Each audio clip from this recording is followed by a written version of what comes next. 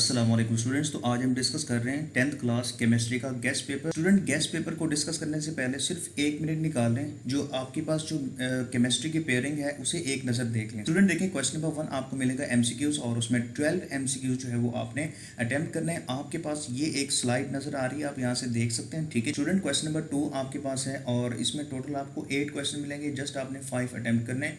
Chapter number 9 में से आपके पास जो क्वेश्चन है वो 4 शॉर्ट क्वेश्चन आएंगे।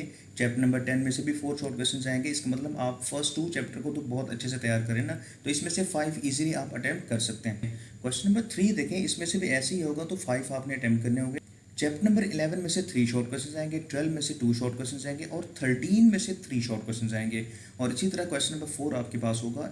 अच्छा जी, अब जब बात करते हैं हम लॉन्ग क्वेश्चंस की, तो स्टूडेंट देखिए चैप्टर नंबर 11 इसमें शामिल नहीं है, लेकिन आप एक बात याद रखें कि पेयरिंग जो है वो हर साल एक ना एक पार्ट ज़रूर चेंज होता है, तो लिहाजा आप इसका रिस्क ना लें। ठीक है जी, जो मैंने आपको गेस्ट पेपर दिया है उसमें चैप्टर नंबर 11 के लॉन्ग क्वेश्चन भी मैंने शामिल कर दिए।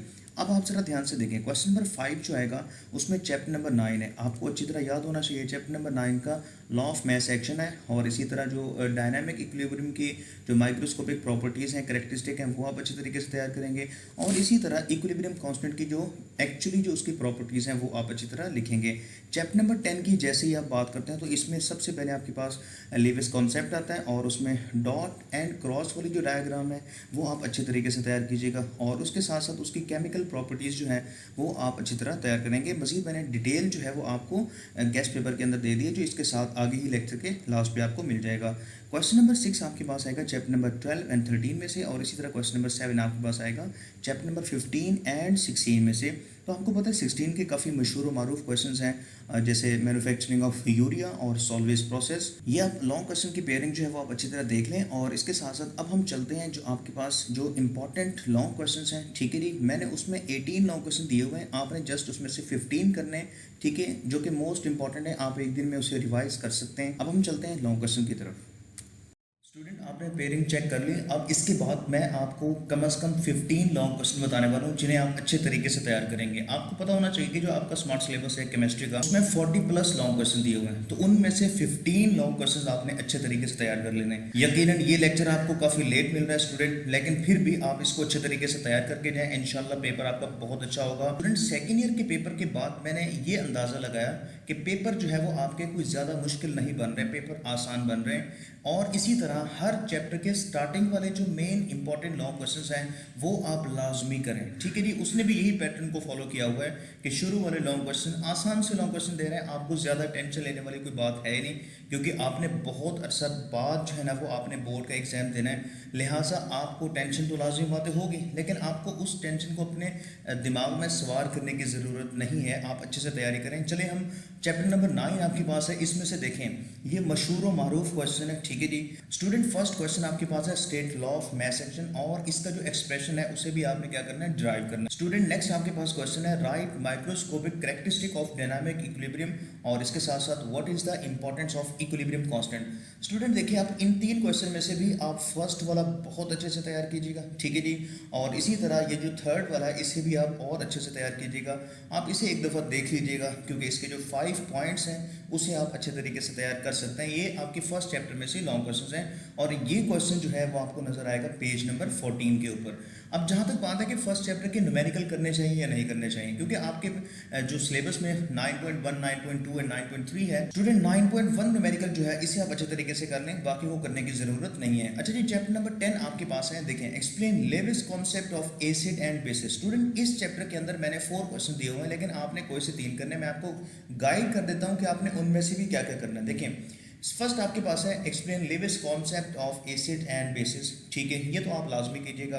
तो आपको ये पता होना चाहिए कि लेविस के अंदर डॉट एंड क्रॉस वाली जो 2 एग्जाम्पल दी हुई हैं, एक BF3 और एक आपके पास है NH3, वो आप अच्छे तरीके से उसकी प्रैक्टिस करके जाइएगा। ठीक है, क्योंकि उसमें डॉट एंड क्रॉस में काफ़ी मिक्सिंग हो जाता है, तो साइन ऑफ एरोस का खास ख्याल रखिएगा।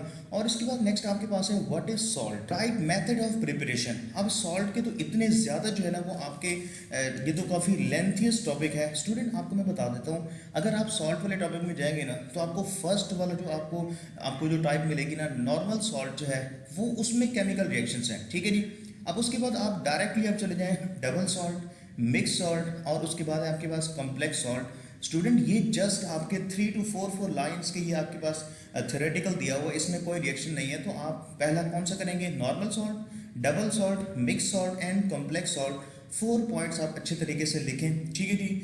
और याद रखें जब आप नॉर्मल सॉल्ट लिख रहे हो ना, तो स्टूडेंट उसमें केमिकल रिएक्शन को मार्कर के साथ हाईलाइट करना है, क्योंकि चेक करना है, सिर्फ ये चेक करना है कि बच्चे ने जो है वो किस तरीके से तैयार किया हुआ है। आगे अगर आप रिएक्शन नहीं भी लिखेंगे ना, क्योंकि वो रिएक्शन है भी नहीं, तो फिर भी वो अच्छे तरीके से आपको अच्छे मार्क्स दे सकता है, ठीक है जी। आपने कोशिश ये करनी है कि हाईलाइट करना है चीज़ों को, और सबसे ज़्यादा कोशिश ये करनी है कि एग्जामिनर जो है वो आपका कंप्लीट क्वेश्चन ना पढ़े, क्योंकि अगर उसने कंप्लीट क्वेश्चन पढ़ लिया तो बस फिर तो अल्लाह ही हाफिज़ है जी। चलें जी, नेक्स्ट आपके पास है the uses of acid and basis, और इसके साथ साथ मैंने आपको बताया हुआ है केमिकल प्रॉपर्टीज। पहली बात तो ये कि यूजेस करने चाहिए, केमिकल प्रॉपर्टीज करनी चाहिए। मैंने पेपर पैटर्न जब देखा तो मुझे ये अंदाज़ा हुआ कि वो इजी क्वेश्चन देने की कोशिश कर रहा है, तो इसका मतलब है यूजेस आप जो है ना वो कर लें, केमिकल प्रॉपर्टीज़ को आप करना चाहें तो कर लें, वरना आप देख लें जिस तरीके से जो है ना वो, अगर आपने पहले से तैयार किए हुए हैं तो फिर आप उसको कंटिन्यू रखें, ठीक है जी। अच्छा जी, नेक्स्ट आपके पास है explain Bronsted Lowry concept of acid and bases. तो देखिए अब इन 4 क्वेश्चन में से कौन से ज़्यादा इंपॉर्टेंट है वो ज़रा सुने। फर्स्ट एंड लास्ट वाला तो मोस्ट इंपॉर्टेंट है, इसे आप अच्छे तरीके से तैयार करके दें, और इसके साथ साथ जो है जो क्वेश्चन नंबर 2 है सॉल्ट वाला, इसे भी आप अच्छे तरीके से तैयार करें। स्टूडेंट ये आपके सामने कुछ रिएक्शंस हैं जो बेसिस के रिएक्शंस हैं, ठीक है। जब उसे हम एसिड के साथ रिएक्ट करवाते हैं, जब उसे हम अमोनियम सॉल्ट के साथ रिएक्ट करवाते हैं, तो स्टूडेंट देखें आप ज़रा ध्यान से सुने, इनमें से सबसे पहले वाला कर लीजिएगा, ठीक है।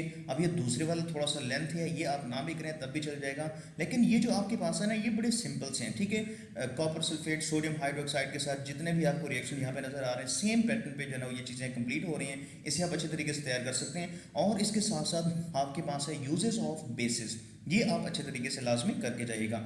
अच्छा जी, इसके बाद नेक्स्ट आपके पास है चैप्टर नंबर 11, और इसमें आपके पास 3 क्वेश्चंस हैं, इनमें से भी कोई से 2 आप लाजमी कर लीजिएगा। देखिए पहला क्वेश्चन आपके पास जो है, write down the characteristic of homologous series, क्योंकि देखिए ज़्यादातर देखा गया है कि ये पहला क्वेश्चन बन रहा है और इसके 5 पॉइंट्स बन रहे हैं, इसे आप अच्छे तरीके से तैयार कर लीजिएगा, कोई दिक्कत वाली बात नहीं है स्टूडेंट। इसके बाद नेक्स्ट आपके पास है question number 2, right the detail note on classification of organic compound. आपको पता है एक्सरसाइज का ये क्वेश्चन नंबर 12 है, इसे भी आप अच्छे तरीके से तैयार कर लीजिएगा। क्वेश्चन नंबर 3 जो है, what is functional group, explain it's type. आपको पता होना चाहिए कि फंक्शनल ग्रुप की टाइप्स कौन कौन से हैं स्टूडेंट, है मॉलिक्यूलर फार्मूला, और उसके बाद है स्ट्रक्चर फार्मूला, कंडेंस्ड फार्मूला, और उसके बाद आएगी डॉट एंड क्रॉस। स्टूडेंट देखिए इस लेक्चर के अंदर मैंने 2 ऐसे टॉपिक्स रखे हैं जिन्हें आप अच्छे तरीके से कंप्लीटली तैयार करके जाइएगा, उसमें आपको रिस्क लेने की ज़रूरत नहीं है, ये मैं आपको बता रहा हूँ। उसमें पहला टॉपिक आपके पास है अल्केन्स वाला।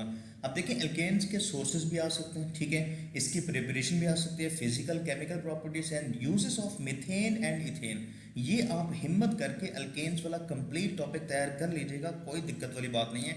अच्छा जी, इसके बाद नेक्स्ट आपके पास है question number 2, explain oxidation of acetylene. आपको पता है कि एक्सरसाइज का क्वेश्चन नंबर 4 है, ये आप अच्छे तरीके से तैयार कर लीजिएगा, इसमें कुछ ना कुछ रिस्क है, ठीक है जी, कि इस चैप्टर में से ये 2 ही लॉन्ग क्वेश्चन आप अच्छे तरीके से कर लें, इंशाल्लाह इसी में से ही आ जाएगा। अच्छा जी, चैप्टर नंबर 13 में ये क्वेश्चन है व्हाट आर प्रोटीन्स, और इसमें जो बड़ा ही इंपॉर्टेंट क्वेश्चन है वो है अमाइनो एसिड्स, और इसका जो बिल्डिंग ब्लॉक जो है स्टूडेंट, इसे आप अच्छे तरीके से तैयार कीजिएगा, और इसकी डायग्राम जो इसका केमिकल रिएक्शन है वो भी आप अच्छी तरह लाजमी लिखेंगे।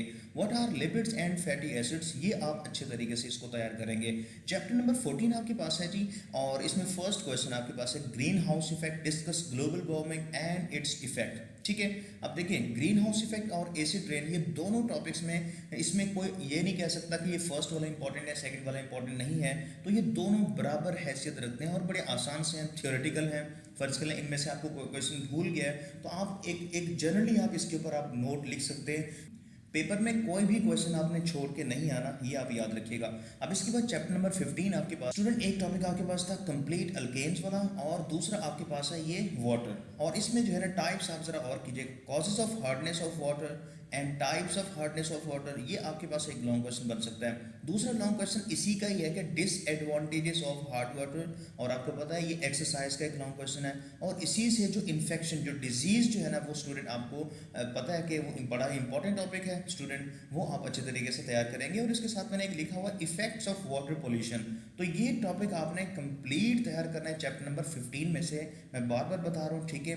इसका किसी भी तरीके से क्वेश्चन आ सकता है, या तो इसके कॉजेज आ सकते हैं, या इसकी जो है वो हार्डनेस को कैसे रिमूव किया जा सकता है, और या तो इसके जो है ना वो डिसएडवांटेजेस के, इसके नुकसान क्या होते हैं, ये आप इस तरह तैयार कर सकते हैं। चैप्टर नंबर 16 में आपके पास है discuss manufacturing of sodium carbonate by Solvay's process. Student मैं आपको रिकमेंड करूंगा कि ये क्वेश्चन आप हर हाल में किसी भी तरीके से आप इस क्वेश्चन को लाजमी तैयार कीजिएगा। ये बहुत ही इंपॉर्टेंट क्वेश्चन है सॉल्वेज प्रोसेस वाला, ठीक है जी। आपको ये पेपर में ज़रूर नज़र आएगा। सबसे पहले तो मैं आपको कहूँगा कि आप जब भी केमिस्ट्री की आप फाइनल तैयारी कर रहे होंगे, ठीक है जी, क्योंकि आपका कल पेपर ही होगा, तो स्टूडेंट आप इस टॉपिक को अच्छी तरह तैयार करें। स्टूडेंट नेक्स्ट आपके पास क्वेश्चन है रोस्टिंग, स्मेल्टिंग एंड बेस्मराइजेशन। नेक्स्ट आपके पास क्वेश्चन जो है ना, जो कि मोस्ट इंपॉर्टेंट है, वो आपके पास है मैन्युफैक्चरिंग ऑफ यूरिया।